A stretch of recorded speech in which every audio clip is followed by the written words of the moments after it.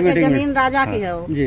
उनके पास कागज है तो वे दिखाओ। और राजा साहब जब कागज दिखा रहे तो बताइए क्या प्रॉब्लम है, किसी चीज की प्रॉब्लम है। हमें भी 50 साल की हमारी उम्र आ गई, हमारी शादी को इतने दिन हो गए। जी। मेरा नाम मुशर्रफ है, मैं फकीर समाज से आता हूँ। जैसे आप जानते ही है जो भी चल रहा है अभी ज़मीन को लेके चल रहा है, ठीक है। ये ज़मीन बात और मैं नहीं, सब जानते हैं कि राजा साहब की ज़मीन है, इसमें कोई दोहराई नहीं है। जमीन राजा की है वो जी। उनके पास कागज है तो वे दिखाओ। और राजा साहब जब कागज दिखा रहे तो बताइए क्या प्रॉब्लम है, किसी चीज की प्रॉब्लम है। हमें भी 50 साल की हमारी उम्र आ गई, हमारी शादी को इतने दिन हो गए, तो हम भी ऐसे ही सुनते आ रहे कि राजा की ही ये जमीन। तो बताइए आप, ये राजा की जमीन है तो ऐसा तो राजा की कहेंगे, आप किसकी कह देंगे।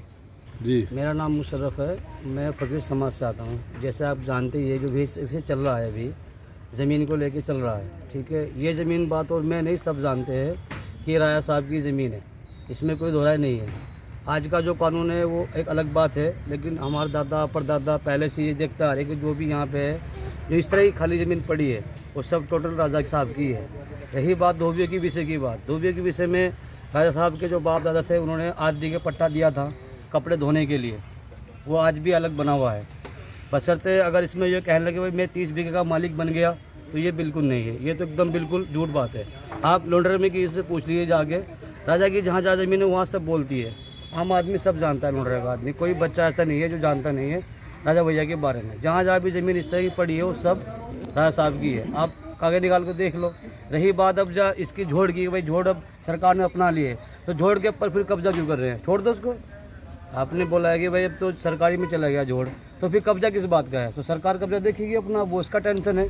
बशर्ते आप तो अपनी ईमान पे रहो। रही बात हमारी ज़मीन 2 बीघे ज़मीन हमको मस्जिद के लिए राजा साहब ने दी थी, बाकायदा उसमें कागज़ भी बना के दिए, दान पत्र भी दिया, बाकायदा मोहर भी दी, और उन्होंने ये भी कहा कि जिसको मैं दान में दे दिया वो मैं लिख के दिया, वो भी लिखे कोई ज़मीन किसी को मैंने नहीं दिया है।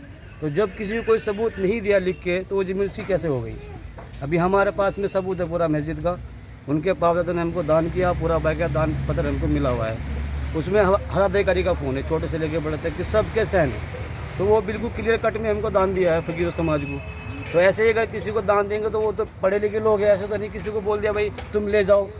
ज़मीन का टुकड़ा कोई किसी को देगा तो पूरा कानून के हिसाब से देगा, ताकि कल में उसमें कोई दिक्कत ना है।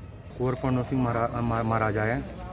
पहली दूसरी बात ये गलत आरोप लगा रहे, कहना राजा साहब हमारी ज़मीन कब्जा रहे। यहाँ कहीं भी देख लो राजा साहब की ज़मीन पड़ी है, जब भी कागज़ निकलते हैं, लेकिन उन्हें कागज़ कैसे हुए हैं, पहले चकबंदी हुआ करती थी, उसमें इन्होंने पैसे ले को बड़े उनके बड़ों ने, वहाँ राजा साहब अपनी ज़मीन देखते ही नहीं, और अपनी ज़मीन देखते ही उन्होंने पैसे दे को साजिश कर को अपना नाम चढ़वा लिया।